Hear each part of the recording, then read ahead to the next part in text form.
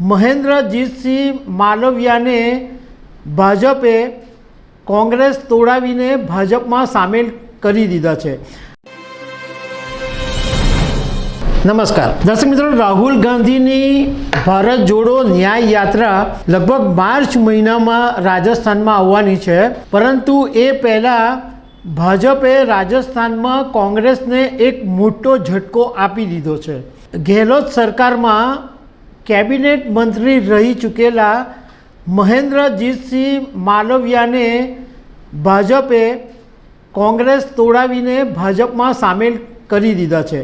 આ કોંગ્રેસ માટે ખરેખર એક બહુ મોટો ઝટકો છે, કારણ કે મહેન્દ્રજીતસિંહ માલવિયા આદિવાસી નેતા તરીકે જાણીતા છે અને એમનું આદિવાસી સમાજની અંદર બહુ મોટું વર્ચસ્વ છે।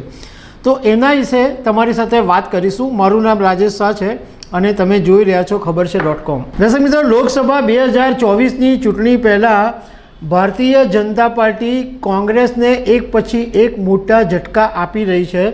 હવે એવામાં રાજસ્થાનના જે દિગ્ગજ નેતા કહેવાય છે કોંગ્રેસના, એ મહેન્દ્રજીતસિંહ માલવિયા ભાજપમાં જોડાઈ ગયા છે। મહેન્દ્રજીતસિંહ માલવિયા 5 વખત ધારાસભ્ય રહી ચૂક્યા છે અને 1 વખત સાંસદ તેઓ રહી ચૂક્યા છે।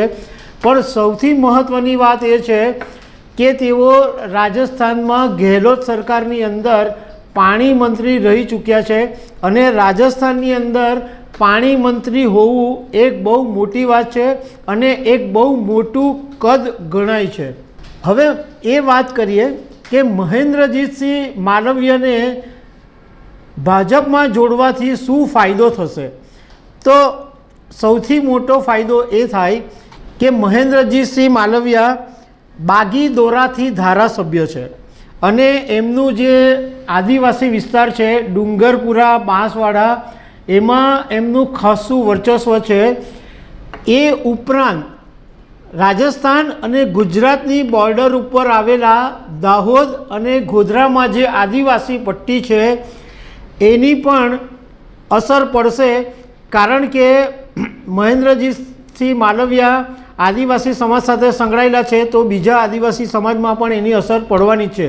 એનો દાખલો આપણે રાજસ્થાનમાં જોયો કે બીટીપી જે પાર્ટી છે એ ગુજરાતની આદિવાસી સમાજની પાર્ટી છે અને જ્યારે બીટીપીએ રાજસ્થાન વિધાનસભામાં ઝંપલાવ્યું ત્યારે ત્યાં આગળ એમણે સારો એવો પરફોર્મન્સ કર્યું અને લગભગ 2 જેટલી સીટ ત્યાં બીટીપી જીતી હતી।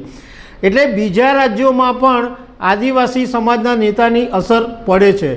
એટલે ભાજપે ખાસ મહેન્દ્રજીતસિંહ માલવિયાને એટલા માટે લીધા છે કે આદિવાસી પટ્ટીમાં એમનું ખાસું મહત્ત્વ છે અને હવે આ જે ગુજરાત બોર્ડર પર દાહોદ અને ગોધરા આવેલા છે ત્યાં ગાડી એમના જે વર્ચસ્વ છે એનો લાભ મળશે, કારણ કે આ વિસ્તારની અંદર કોંગ્રેસ બહુ મજબૂત છે।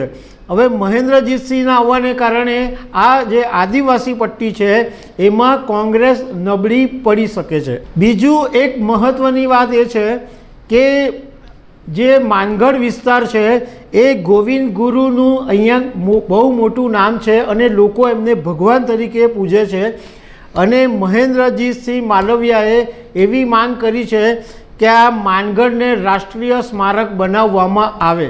ગયે વર્ષે જ્યારે પ્રધાનમંત્રી નરેન્દ્ર મોદી માનગઢ ગયા હતા ત્યારે એમણે પણ આ રાષ્ટ્રીય સ્મારકના વાતનો ઉલ્લેખ કરેલો હતો। એટલે હવે રાજકારણના જાણકારોનું માનવું એમ છે કે માનગઢને ગમે ત્યારે રાષ્ટ્રીય સ્મારક તરીકે જાહેર કરી દેવામાં આવી શકે છે। એટલે આદિવાસી સમાજનો જે એક મોટી વોટ બેંક છે એનો ભાજપને ફાયદો મળી શકે। હવે મહેન્દ્રસિંહ માલવિયા ભાજપમાં જોડાયા એની સાથે કેટલાક સમીકરણો પણ છે। તો રાજકારણના જાણકારોનું કહેવું એમ છે કે હવે જ્યારે એમની એક ધારાસભ્ય તરીકેની સીટ ખાલી થશે, કારણ કે લગભગ સંભવત લોકસભાની ચૂંટણીમાં મહેન્દ્રજીતસિંહને ભાજપ ટિકિટ આપી શકે છે। હવે એમની સીટ ખાલી પડશે કારણ કે એમણે ધારાસભ્ય પદેથી ઓલરેડી રાજીનામું આપી દીધું છે। એમની જે જગ્યા ખાલી પડશે એમની જગ્યાએ એમના પત્ની રશ્મિ માલવિયાને ભાજપ ટિકિટ આપશે ધારાસભ્ય તરીકે એવું જાણવા મળ્યું છે. બીજું મહેન્દ્રજીતસિંહ માલવિયા માટે એ છે કે આમ તો 1998માં તેઓ ભાજપની ટિકિટ પરથી લોકસભાની ચૂંટણી લડ્યા હતા અને જીત્યા પણ હતા. તે વખતે સાંસદ બનેલા, પરંતુ એ પછી તેઓ કોંગ્રેસની અંદર જોડાયા અને કોંગ્રેસની અંદર લાંબી ઇનિંગ રમ્યા પછી ફરીથી એક વખત પોતાના ભાજપના ઘરમાં એમણે વાપસી કરી દીધી છે. તો દર્શક મિત્રો, આવી અનેક વાતો સાથે અમે તમને મળતા રહીશું. Thank you very much.